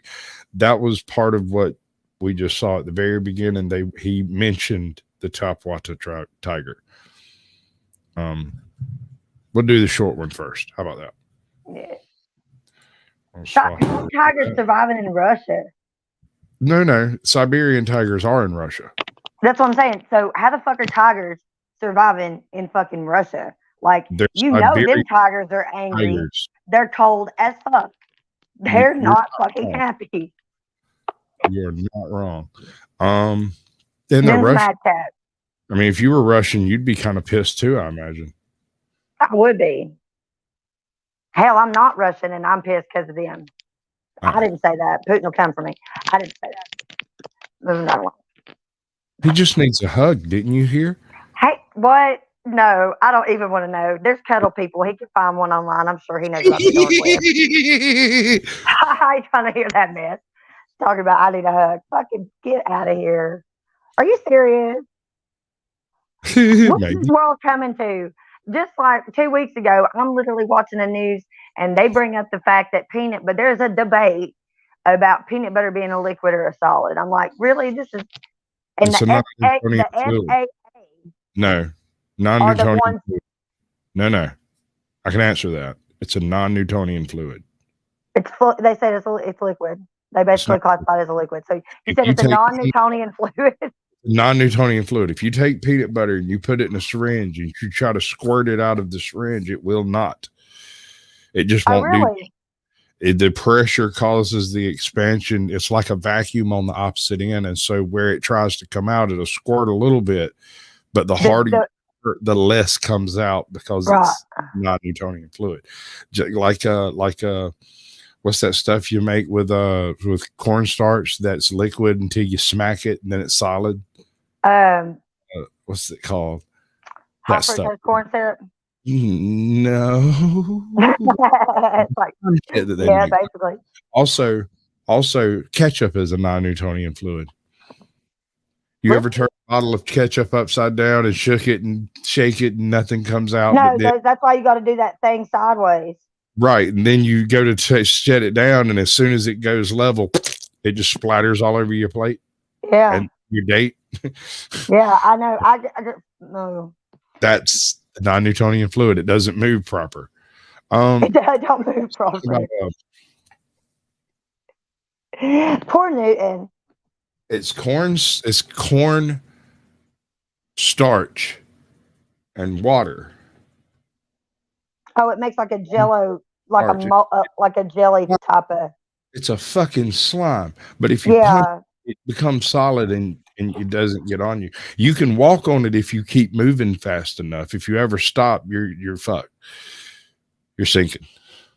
Okay. It's crazy. I don't even want to know how you know that. Because I walked on it. Yes, ma'am. I swear to God. Okay. You can walk right across the top of that stuff, but you can't get sluggish and you can't drag your heels. Dude, I saw those lizards, back to lizards because I love lizards because I'm part reptilian, but the Jesus lizard, we've all seen it. Man, I can watch that thing run on water. Like people watch cat videos. I'm trying to watch that lizard run across the water. That's fucking crazy. Fluid. I'm sorry. I'm from Georgia. Fluid. Get over it. Fluid. It's fluid. He didn't say fluid. He said fluid. I don't know. I think they got crud in their ear. I think I might have said Floyd. Did you play the Floyd? Might have. It might have happened. We called it mung. It do happen. All right. Flippity fart. Tiger attacks. We're doing it. We're doing it. 6 minutes. 6 or 3? 6.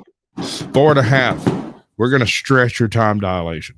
And everything fails always. Between 1923 and 1926, for the masses in 3 villages, they were subjected to not only communism, but after the establishment of the Soviet Union, another terror arrived in far eastern Siberia. What rogue creature hunted the villagers for a period of almost 3 years? Okay, so imagine that you're like out there in Siberia, you have no idea that tigers fucking exist, and all of a sudden, poof, something just snatched your kid out of the thick and darkness. And then another one. And another one. You know, there are stories of wolves doing this to French villages back before like First World War. Oh, no, I did not know that. I've not heard that. I'll tell you what, we'll cover that shit like maybe Saturday. Yeah. Because there's several cases of German and French villages being sieged by wolves for weeks. They would let no one enter or exit. They would eat their horses if they tried to ride out. Do you think that's actually horses?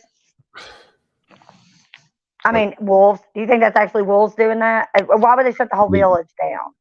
Absolutely. You have to remember, this was during the same time period where they cut half of the Ardennes and half of the Black Forest. Oh, okay, So yeah. suddenly, massive numbers of wolves were forced into tighter and tighter communities and smaller areas, and the ones near humans were being poisoned. So the only ones that were left were brilliant. And these decided to take on humans in their own game.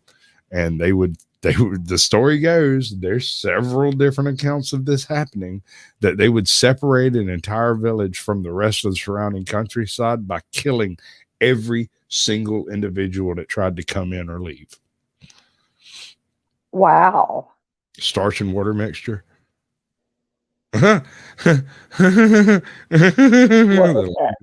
walking on cornstarch water mixture. I imagine he could if he sketched out pretty good. You just got to keep moving. That's what it comes down to. I'm telling you, I walked right across the top of it. I wonder if a lizard could. I bet he could. Wonder if it would. He just got to keep moving. If he ever stops, he's screwed. We got to get us a Jesus lizard. We'll get to the Jesus. Just hold it down. Another 12 minutes, man. We got like this one and another one. They're both of them real short. I know you just sat through 45 minutes of absolute goddamn boredom, but stick with me. I'm gonna learn you something tonight, girl. We're gonna learn something about. And did the killings ever return? Yeah. Hello, I'm former soldier, Marine Corps scout sniper, history professor, historian, and book author. And we will answer these questions and other issues on this segment of Forgotten History. I'm with it.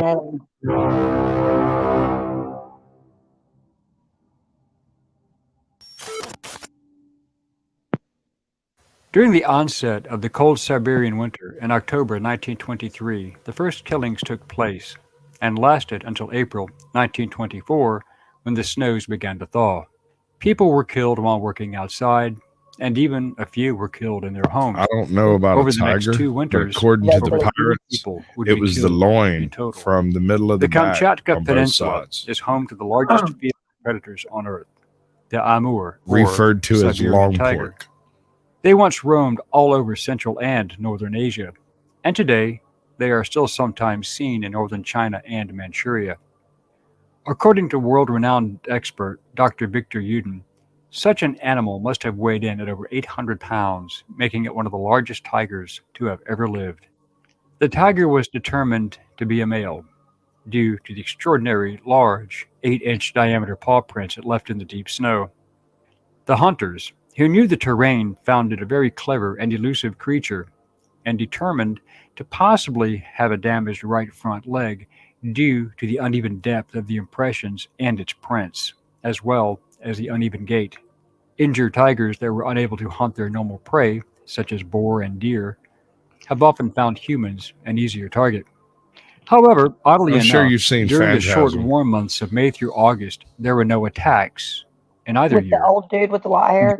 Population Yeah, that into was a his false clone. sense of It was security. just talking about snipering. As the snow fell in the winter of 1924 through 1925, there were more deaths and disappearances of people, as the tigers seemed to roam the region, hitting each of the 3 outlying villages at random, where the many farms were scattered and neighbors were few. Given the wide expanse of the heavily forested areas, where a few people lived in close proximity to each other, often several miles away, it was a natural hunting ground.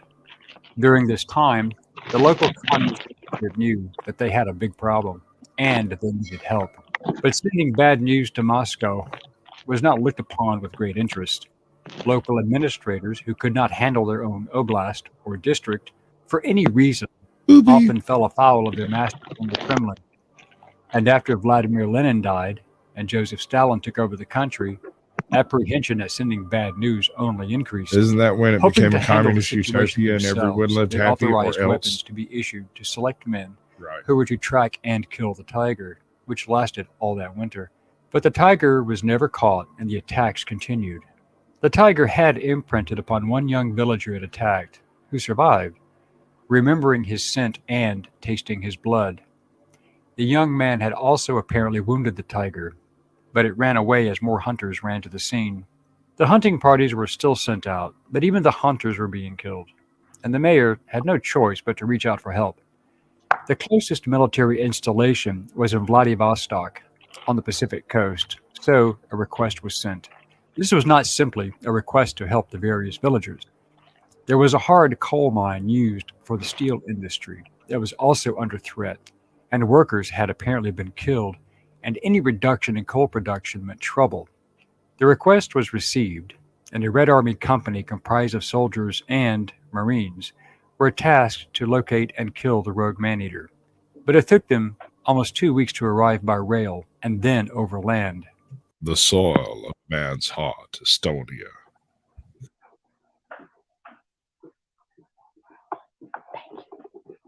The Red Army also used an aircraft to try and spot the tiger, but without success, and the tiger was later killed. However, it was determined by the hunters not to be the Maneater due to the paws being too small. However, the local communist officials disregarded this assumption. They needed a victory. Complacency once again set in, as many people believed that the rogue tiger had been killed. Unfortunately, they were wrong. The last killings took place during the winter of 1925 through the spring of 1926. By the spring of 1926, at least 34 people were known to have been killed, but another 24 or more people had disappeared without a trace. Then, as mysteriously as the killings began, they stopped. The tiger never returned. Did the tiger die or just move on to a safer killing ground due to the massive hunts? This is hard to determine. On vacay. Normally leave such a target-rich environment. With the heavily forested mountainous regions, freshwater lakes and rivers, the tiger was in a perfect location, especially with human prey in the area. Over the decades, this story went from being a minor report and little-known historical narrative, a cautionary tale, if you like, into one of persistent local folklore.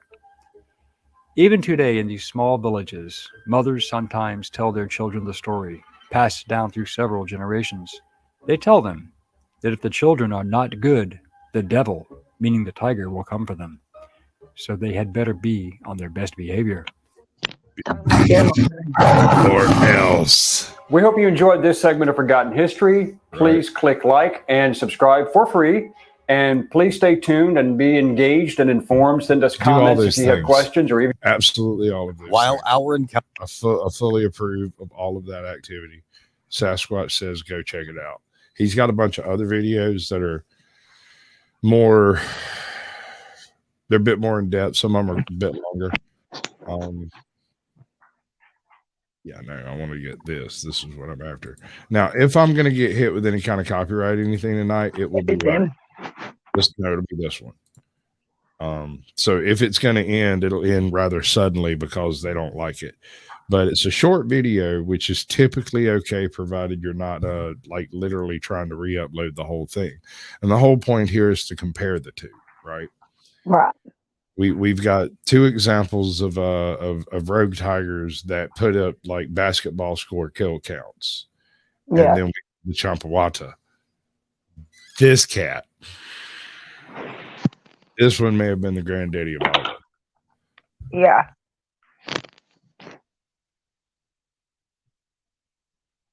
Encounters with tigers today are mostly restricted to the confines of a zoo or safari. This was not the case in India of the 20th century, where tigers often roamed as they pleased, slaying whomsoever crossed their path. After all, it wasn't just a chance occurrence that pitted Shere Khan as the Jungle Book's villain. Statistically, tigers were responsible for an average of 1,000 annual deaths during the latter period of the 20th century, with there being a 5-year streak where their victim body count rose to a cumulative 7,000. In comparison, the so-perceived deadly sharks only claim about 5 victims a year. It's no surprise then that these big cats sent chills of fear and terror throughout the land. But there was one that stood out from the rest: the Champawat tiger. The Champawat tiger was a Bengal tiger. These big cats can weigh between 300 and 600 pounds, measure from 6.8 to 11 feet long, and stand a few feet high at the shoulder. Female tigers are more likely to be toward the smaller end of those measurements. Like most other tigers, their fur is black, white, and orange. They tend to be solitary creatures. Tigers' canines can measure up to 3.5 inches long, and they can bite with force exceeding 1,000 psi. Their bodies are heavy and muscular, and they can easily pin prey before dispatching them with their teeth and claws. Today, Bengal tigers are not as numerous as they were in the past. Still, their native range includes India, Bhutan, Bangladesh, and Nepal, and they can travel long distances each day. Bengal tigers go in Nepal?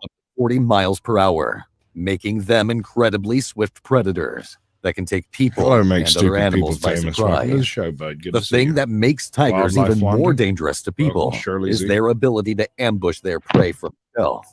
These tigers can attack under cover of darkness and during the day, cause fatal damage with ambush, and disappear into the thick forest and overgrowth from which they came. With such an incredible mixture of size, speed, and power, the Champawat tiger easily kills humans. In 1907, famed British hunter and tracker Jim Corbett held his breath and steadied his aim. His target, a gorgeous striped murderess, infamous for her bloodlust, the Champawat tiger. Corbett's first shot hit the tigress in the chest, and then the shoulder. His last shot, made with a rifle borrowed from the local Tahsildar, hit the tigress in the foot. It stopped her mid-charge just 20 feet, or 6 meters from Corbett's hiding spot. At that moment, the Tiger Queen's reign of terror came to an end. Corbett was famed for his big cat hunting skills, yet the Champawat tiger kept him on his toes. She made him feel just as much the hunted. What's more, her dangerous nature was well documented. An estimated 436 deaths in the Kumaon area of India and Nepal were attributed to her. This figure made her the single deadliest tiger in history. But there's more to this story than a contest between man and beast, as Corbett found out during his career hunting man-eaters. The attacks began in the Himalayas of western Nepal, in a Rupal village. Despite the stealth of the massive cat, she left a trail of blood that sent hunters headlong in pursuit. Yet, the tiger evaded capture and death. Despite the failed... What's the name of that movie on, is it on Netflix or Amazon Prime? There's this movie, I think it's called The Beast. Something like that. And Savage Beast maybe is the name of it. Anyway, it's got Idris Elba in it, and he gets hunted by this mad, insane lion that is just far too clever by half. And man, oh man. All right, so there's a bunch of dumb shit in the movie, but I kind of feel like maybe it was based on some people doing some dumb shit, so it kind of makes some sense. Does that make you get what I'm saying? Like, if the people that it's about did dumb shit, then dumb shit should be in the movie. That's acceptable. It works. But yeah, it's yes, The Beast. That's it. The Beast. It's a pretty good movie, although I don't know, it's kind of generic. First efforts of hunters. Something had to be done. So they organized a massive patrol, forcing the tiger to abandon her territory. Unfortunately, welcome back, the Smoking Auditor. It's good to see you. Driven over the River Sarda and the border into India, the move did little to slow her thirst for human flesh. In the Kumaon district, she preyed on countless unprepared villagers. Oh my God. That first season of Zoo was awesome. It was awesome. The first season, I stopped watching it as soon as the first season ends. Never look back at that again. The rest of that has nothing to do with what those people accomplished for that first season. The first season was spectacular. Is that a Netflix thing?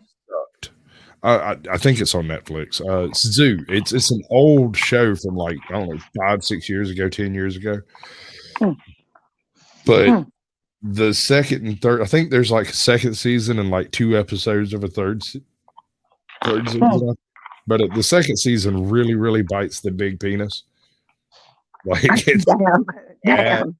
I give a lot of credit to people who are willing to do work that they don't want to do, and it has some great actors in it with great chemistry and a great cast, and even the acting itself is fairly decent. But it was obvious that these people realized this was refried beans.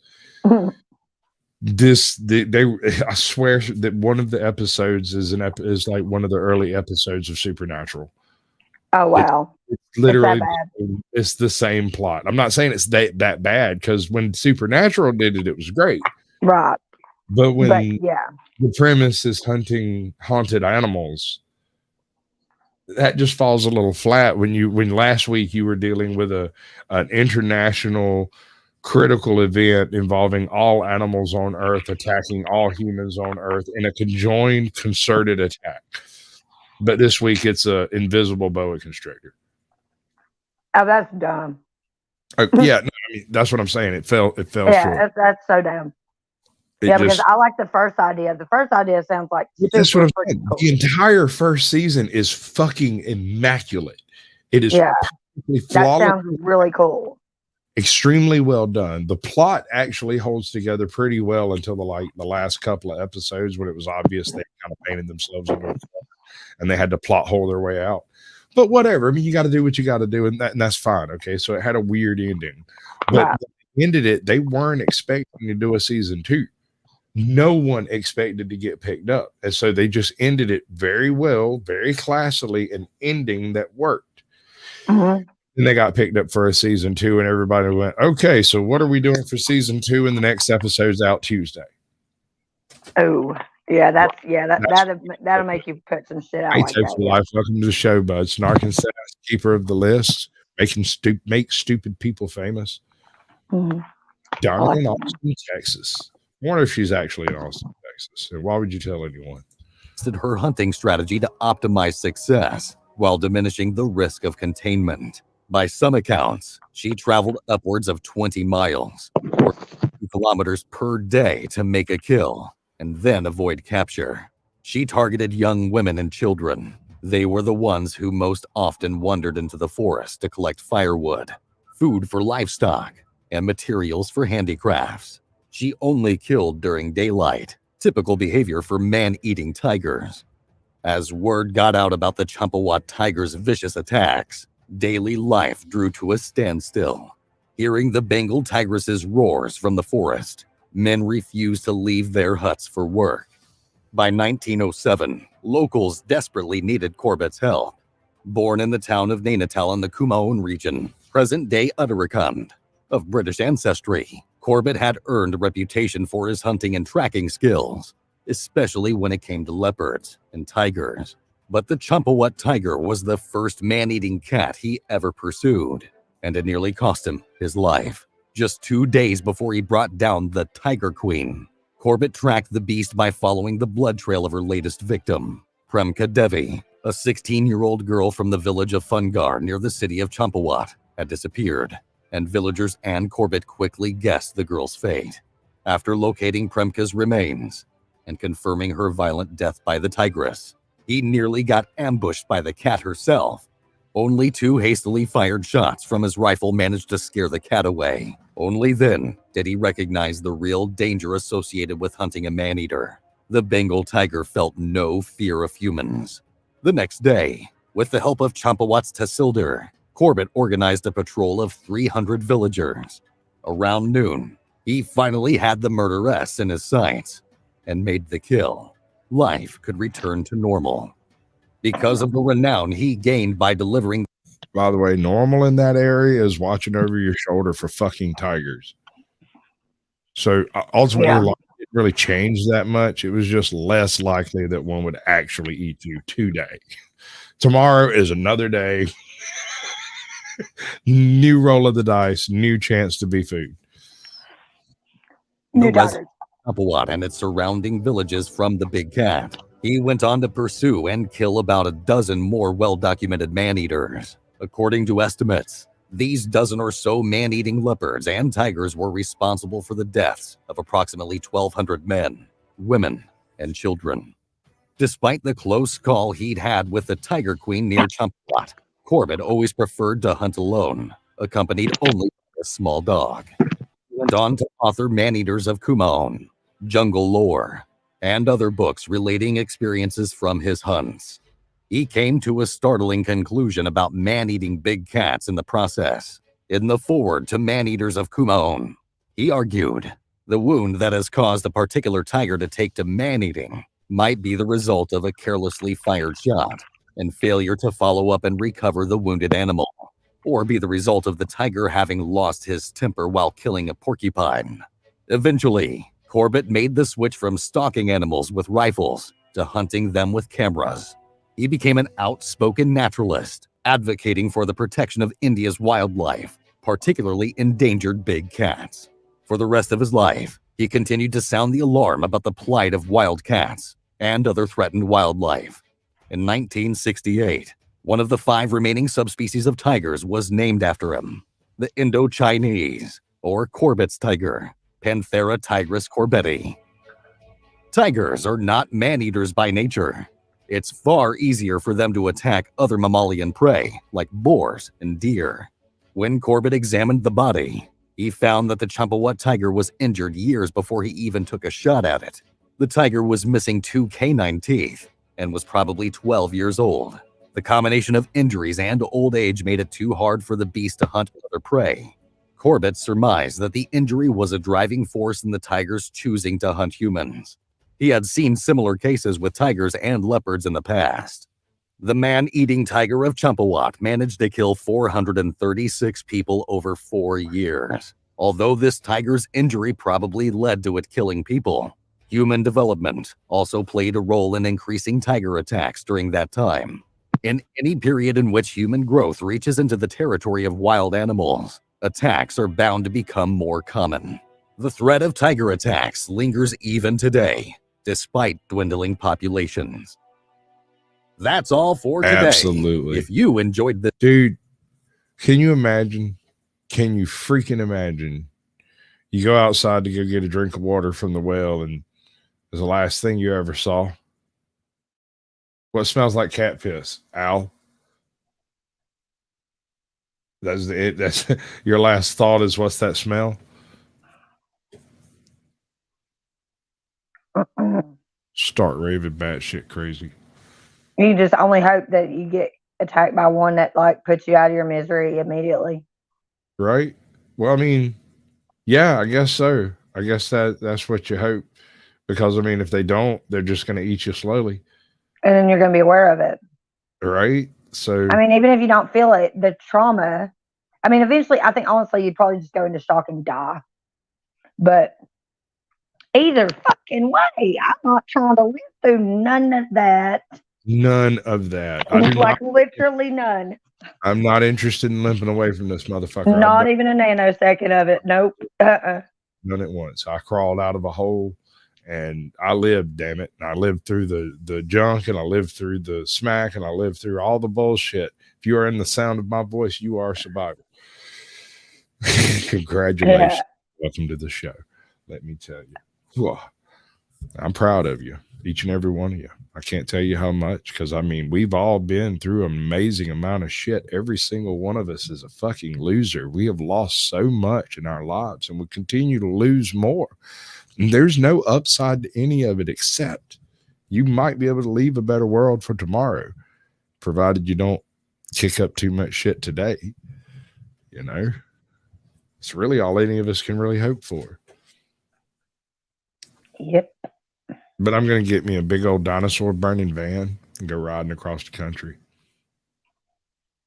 Ditto. We're going to chew up the dinosaur farts real quick. Get all of them. Right. Oh, man. I feel so old already. And then I'll sit around and I'm like, Emma, you're not that old. You know what? You probably got another good 60 years of this shit, dear. 60 more years. That's like double what you've already lived. That being said, let's slow it down a bit. Let's not die early. And the nursing home jerking, bitching and complaining this Viagra isn't working. I'm just going to be rolling around, rolling up doobies. And hopefully other old ladies won't be trying to hit me up for my weed. They'll probably be stealing my weed. By the time I get to the old folks' home, I will no longer be Sasquatch and will have become Tigger. That's just the way that's going to be. My wife's convinced me of this. That no matter how hard I lean into the Sasquatch persona, that you're just going to end up Tigger. Regardless. God help it. Yeah, they are. That is fucking true. That is a true statistic. And I was absolutely flummoxed when I stumbled across it. Second highest rating are old folk communities, like gated communities where you've got like bingo night and salsa night and dance night and polo night and all that crap. Those types of places, you would not believe the amount of freakish silver fox bullshit going on in those places. Oh, these people are old. They are not fertile, and they are willing to spend all of their money to have one more good time. Wow. It actually sounds like a real rip. I kind of want to just go visit for a while, but that's kind of weird, man. Like, where do you draw? No wonder they don't want to play shuffleboard. They got like all kinds of other shuffling to do. Like, oh my God. Dude. No, I'm not putting my parents in a nursing home. Like, what the fuck? You can skip the nursing home and just see if you can get them in one of those Florida gated communities down there. Those places are absolute mad lad traps. Oh my God. Dude. Oh, wow. The mental imagery. Absolutely. Oh, God, no. Lots of dentures, wink, wink. Yeah, not a tooth in sight. Oh, no. I just can't. I can't even. Lots of lube. Lots of lube. Lots of lube. AJoT, so I haven't seen AJoT. She actually requested this show and didn't show up for it. I even gave her homework. And then Izzy was in the chat and then just did out. Invite. And I really wanted to do the 3 cougars and 2 tigers. I'm really disappointed with those 2 cougars. I'm gonna have to ask for their cougar card back. That's very disappointing. Maybe I offended them with the cougar line, but I'm pretty sure everybody involved is a grandmother. So offended Izzy with that'll be a cold day in hell. I'd like to see it. I'd be impressed myself. Not gonna happen. I just don't see it, man. You kind of have to choose to be offended in the first place. You know, you kind of have to be willing to be offended. Now, I'm not saying you can't be caught off guard by some shit that offends you. You can, but you have to be willing to be offended by that shit in the first place. Yeah, you have to actually absorb that emotional energy that come along with that comment, and then you still get the choice to turn around and walk away without ever saying a word. Yeah. Because all they want you to do is react anyways. Hey, Kat, John, welcome to the show, both of you. Keeper. I appreciate it. Y'all came in. Y'all here at the very end, man. We're fixing to wrap this thing up. We got like another. Keeper of the list. Okay. Oh, she's great. I like that name. She's great. Oh no. Oh. I started reading and I'm like, oh, nice. Well, I mean, there was a conversation earlier about what would you do if you were attacked by a cougar, and I told her it wouldn't be the first time I've had to eat a cougar. Yeah. Well. I mean, did you see? I was like so horrified. I got to the end of that. I'm like, okay. Well. So we will have that one after dark. I appreciate it, Janica. I just kind of flail up here aimlessly until something interesting happens, and I smile a lot. I have a beard, and I have a beard. Don't forget the beard. It's important, apparently. People. It's very important. It's very important. There's also something wrong with me. I'm sure that's slightly entertaining.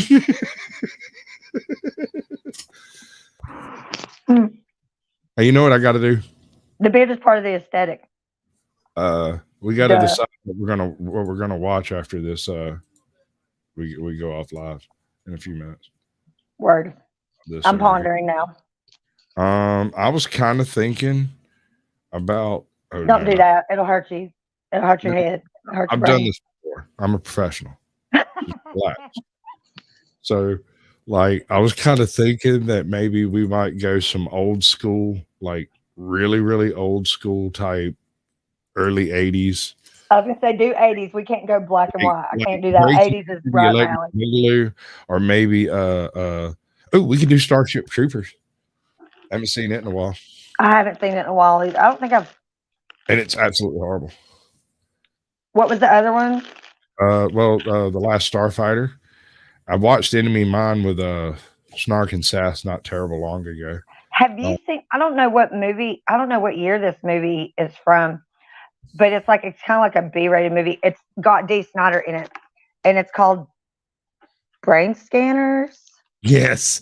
Have you seen that? Yeah. Wait, I know what it'll be. I'll see if I got it. I'll have to look.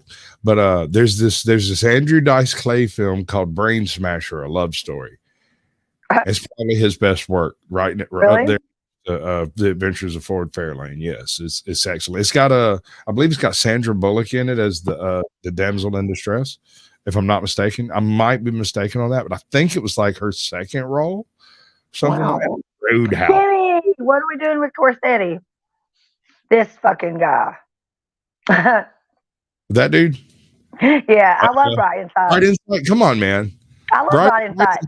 Dude. No, you don't even know. I'm about to be trolling on him and Randall. We've already gone over time. We have to do the fuck that shit I'm out outro. Fuck that shit I'm out. That's it. All right. So here, tell everybody bye. Bye. Your mouthful. That'll do. You did good enough. All right. She's out of here. Now we're going to do this thing over here, and I'm going to do that thing over there, and then we're going to do another thing this way, and it's going to be cool. Right. So here's the deal. Right. I'm going to cover what Saturday. Well, I might do it Thursday. All right. So there's the Saivo Lions, which was a pair or possibly 3 lions, depending on which group you actually believe, that attacked a work camp in Africa during the building of a bridge. You've probably seen the movie, The Ghost in the Darkness. It's that story. But what's nuts is the movie doesn't show half of the crazy crap that went on in that village. I mean, these people had great white hunters come in and just get murked. They hired people to come kill the lions. They died. And it was because there were 2 of them, not one. One was perfectly healthy and the other one was injured. And they were team players, which is virtually unheard of in big cat circles. So, that's how that works. But y'all know how this ends and y'all know where this goes. The link's pinned in chat. Y'all want to come watch a movie? You can watch a movie. We'll watch the movie. It'll be good. Fuck this shit, I'm out. Fuck this shit, I'm out. No thanks. Don't mind me. I'ma just grab my stuff and leave. Excuse me, please. Fuck this shit, I'm out. Nope. Fuck this shit, I'm out. Alright then. I don't know what the fuck just happened, but I don't really care. I'ma get the fuck up out of here. Fuck this shit, I'm out. Why are you still here? Don't you have something to do? I mean, you've got a life. You have a family. You have people you can go talk to. You could sit and watch TV, or you could click the link, come watch a movie with us. You know, it's not the worst thing you could do.